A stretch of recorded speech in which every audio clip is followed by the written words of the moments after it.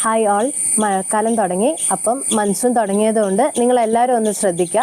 Summer സീസണിനെ പോലെ നിങ്ങൾ ഇപ്പോഴും വാട്ടർ ഇൻടേക്ക് റെഗുലറായിട്ട് ഉണ്ടോ എന്നുള്ളത്.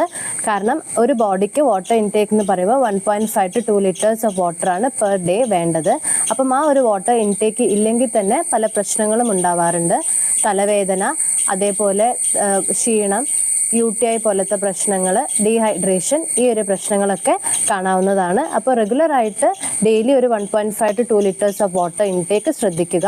അതേപോലെ തന്നെ കണ്ടാമിനേറ്റഡ് ആയിട്ടുള്ള വാട്ടർ എന്ന് വെച്ചാൽ ഈ പൈപ്പിൽ നിന്ന് എടുക്കുന്ന ഡയറക്റ്റ് വെള്ളം, അതേപോലെ ഫ്രിഡ്ജിൽ നിന്നുള്ള തണുത്ത വെള്ളം, ഇതൊക്കെ മാക്സിമം ഒഴിവാക്കാൻ നോക്കുക.